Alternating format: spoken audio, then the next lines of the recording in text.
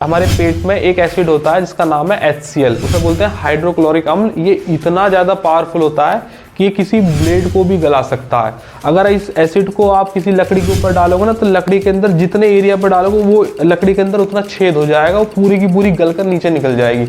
आप कुछ भी ऐसा खा लेते हैं जो अनडाइजेस्टेबल है, HCl में पावर होती है इतनी कि उसको आराम से गला सकता है। तो इससे परेशान होने वाली बात है। कोई भी चीज़ अगर आप ऐसी खा लेंगे तो शरीर पूरी ताकत निकाल देगा कि उसे बाहर निकाल देगा। पूरा पैक लेते हैं।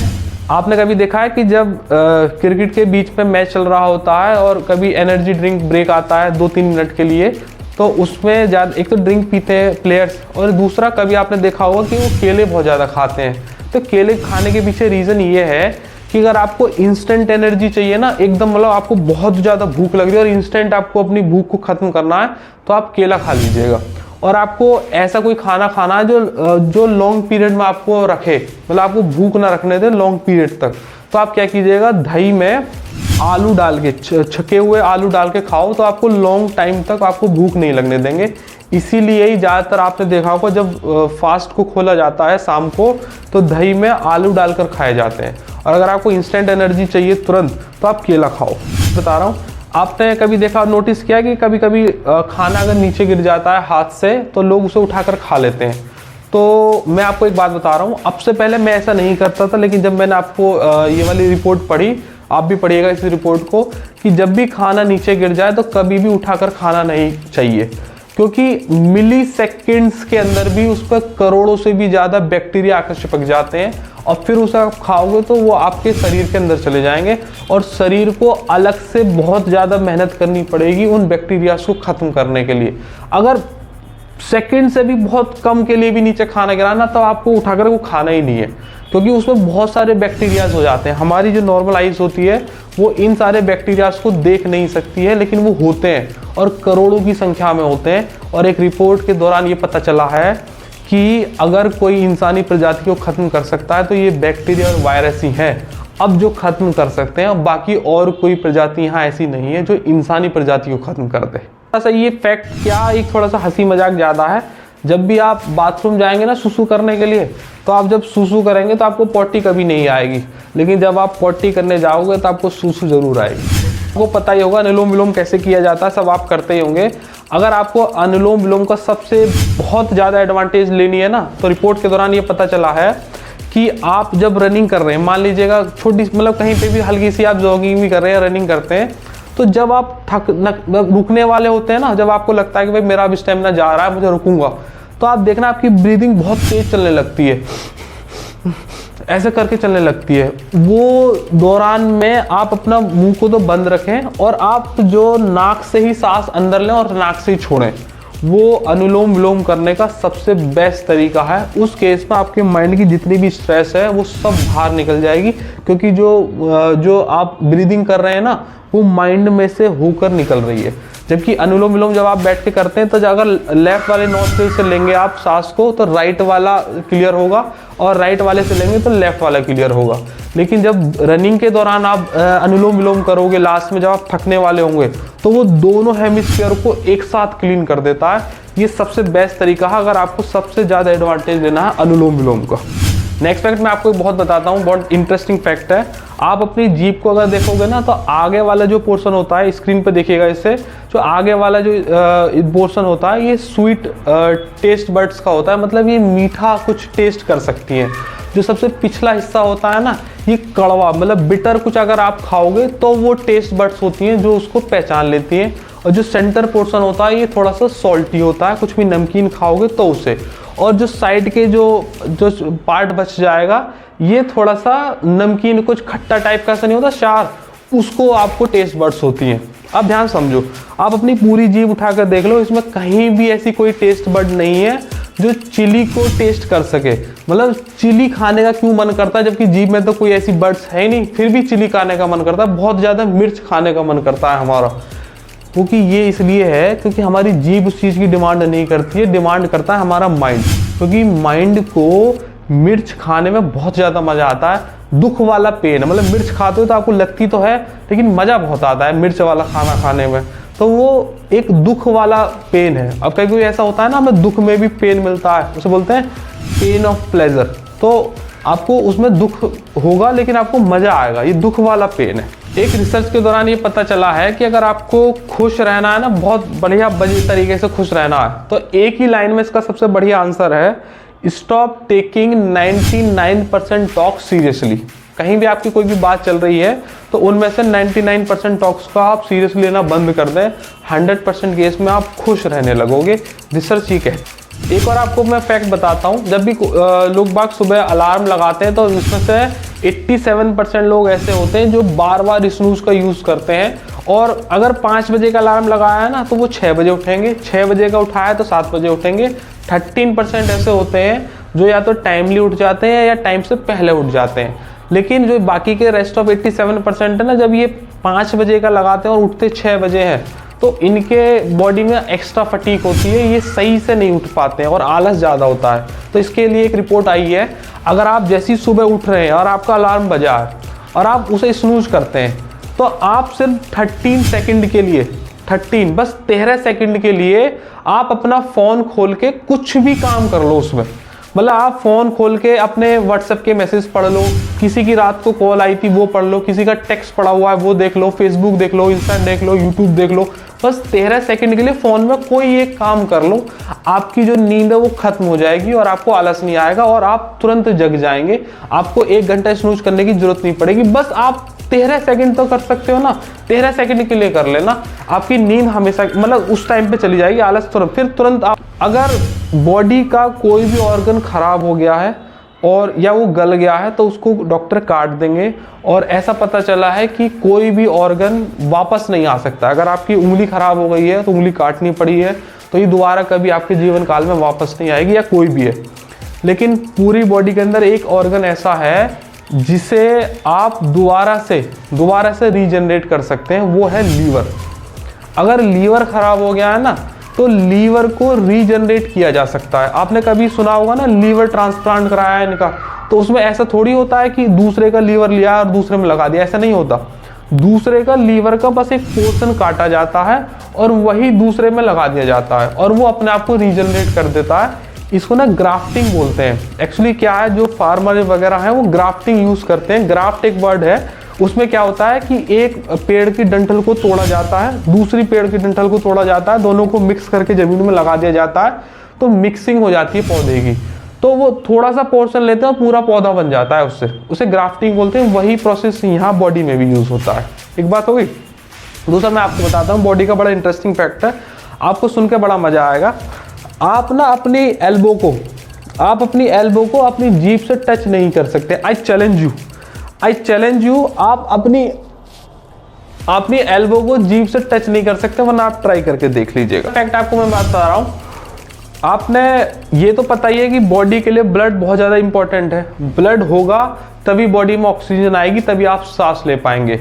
लेकिन रिपोर्ट के दौरान एक ये बात पता चली है कि एक ऐसी प्रजाति है जिसके अंदर ब्लड नहीं है, वो तब भी सांस ले लेती है। यस, समुद्र में रहने वाली एक प्रजाति ऐसी है, हाइड्रा नाम है इसका। इसके अंदर कोई ब्लड नहीं होता है और ये उसके बाद भी सिर्फ बॉडी के ऊपर जो होल्स बने होते हैं उन्हीं से ही सांस ले लेती है और इसका अपना पूरा जीवन निकाल देती है। इसका जीवन काल भी काफी बड़ा होता है, लेकिन इसके अंदर कोई ब्लड नहीं होता है। इंटरेस्टिंग फैक्ट है। आपको पता है सबका पेट यहाँ नीचे की तरफ होता है और मुंह ऊपर होता है। कुछ भी खाओगे और पेट में वो चला जाएगा।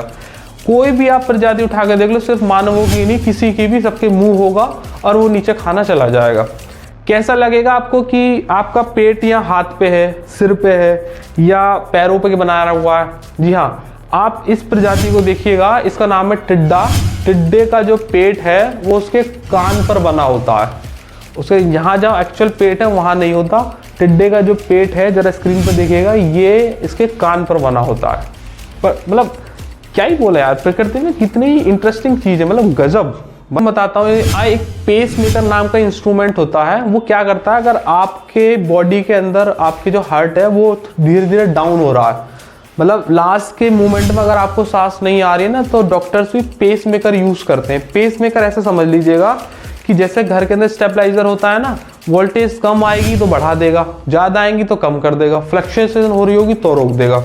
ऐसे ही बॉडी के अंदर पेसमेकर लगाया जाता है। ये भी क्या करता है, अगर ब्लड ज़्यादा आ रहा है, इतनी कैपेसिटी है नहीं तो कम कर देगा, कम आ रहा होगा तो ज़्यादा कर देगा। और बॉडी के अंदर जो ब्लड का जो फ्लो है ना उसको मेंटेन करके रखता है। पेसमेकर ऑपरेशन के दौरान भी लगा सकते हैं। 40-50 ग्राम का होता है। ये काफ़ी ज़्यादा यूज़ होता है जिनके लोगों को हार्ट से रिलेटेड बीमारियां होती हैं, उनके लिए पेसमेकर बहुत अच्छा इंस्ट्रूमेंट की तरह काम करता है। आपको इंटरेस्टिंग फैक्ट बताता हूँ। ऐसे ना जब कभी किसी के अक्कल दाढ़ निकलती है, वो कहते हैं कि यार मेरे अक्कल दाढ़ निकल रही है, तो वो आपकी अकल बढ़ रही है। ऐसा आपने सुना होगा ना, ये एक मिथ है एक तरीके की। अक्कल दाढ़ का मतलब, अक्कल का जो एक्चुअल हिंदी मीनिंग है ना वो होता है अंतिम, मतलब वो अंतिम दाढ़ है, मतलब अंतिम दांत है, अब इसके बाद अब कोई नहीं आएगा, ये अक्कल का साइन होता है। नॉर्मल जो उसकी एज है वो 17 से 25 साल के बीच में निकलती है, किसी किसी की 30 तक भी जाकर निकलती है। जो आखिरी वाले जो दो दांत होते हैं ना, अगर इस पे स्पेस होगा तो वो सीधी निकलेगी, तो निकल के पता भी नहीं लगेगा तुम्हें। अगर स्पेस नहीं होगा तो ये टेढ़ी निकलती है, तो टेढ़ी निकलने पर स्पेस होता नहीं है तो टेढ़ी निकलती है तो दर्द करती है, और लोग ऐसा समझ लेते हैं मेरी अकल बढ़ रही है। अकल नहीं बढ़ रही, वो अंतिम दांत है, फिर उसके बाद अब नहीं आएंगे, ये एक साइन होता है। अगर आप नॉर्मल टेम्परेचर की बात करें, कैसे पता चलेगा कि मेरी जो बॉडी है वो बहुत अच्छे से काम कर रही है, तो अगर आपके घर में बॉडी टेम्परेचर वाला नापने का हो थर्मामीटर, तो आप अगर अपना टेम्परेचर नापेंगे 98.4 अगर आता है तो इसका मतलब आपकी बॉडी बहुत अच्छे से काम कर रही है, रेजिस्टेंस बहुत अच्छा है, सारे के सारे केमिकल बैलेंस फॉर्म में है। अगर 98.4 से कम आ रहा है और आप फिर भी अपने आप को अच्छा महसूस कर पा रहे हैं, तो इसका मतलब यह है कि आपका ब्लड प्रेशर कम है।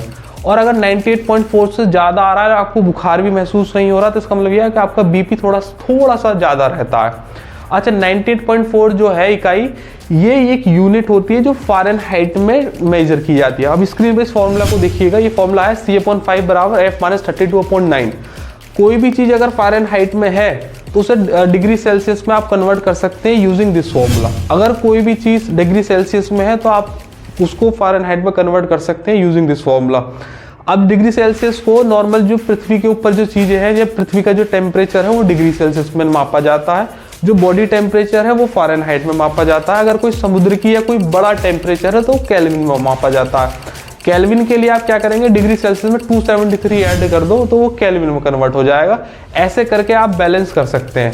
रिपोर्ट के दौरान आप इसको देखिएगा, -40 डिग्री सेल्सियस ही एकमात्र ऐसा टेम्परेचर है जो फ़ारेनहाइट पर भी और डिग्री सेल्सियस पे भी मेजर करता है। नहीं तो आप ये वाला फॉर्मूला यूज कर लीजिएगा, दोनों में बराबर आंसर आएगा, -40 डिग्री। आपने कई बार नोटिस किया होगा, और ज़्यादातर केस में ऐसा होता है कि जब कोई बच्चा ज़मीन पर गिर जाता है तो उसके चोट नहीं लगती है। मतलब वो बेड से गिर गया, चलते चलते गिर गया, या सीढ़ियाँ चढ़ रहा है तो एकदम ऊपर वाली सीढ़ी से नीचे आकर गिर गया, तो उसके चोट नहीं लगी। और लोग ये कहते हैं कि भगवान देखो बच्चों की सुरक्षा करता है। तो देखो, ये तो एक भावना वाली बात है, आपकी श्रद्धा है। साइंस इसके पीछे क्या कहती है वो मैं आपको बताता हूँ।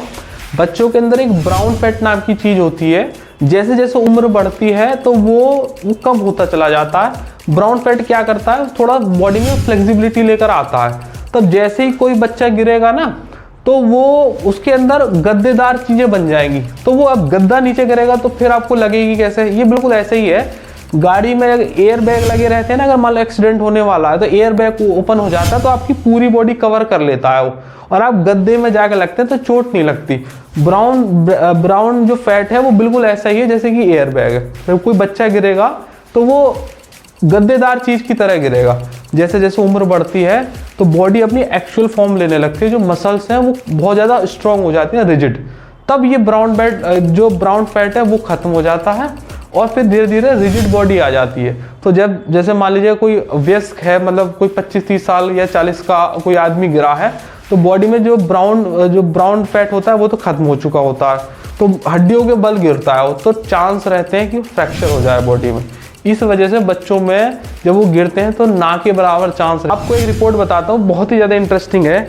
आप पहले ये बताओ मुझे कि आपका ब्लड ग्रुप बी पॉजिटिव है, और अगर आपका ब्लड ग्रुप बी पॉजिटिव है ना, तो आप समझ लीजिएगा आप दुनिया के सबसे बुद्धिमान आदमी हैं।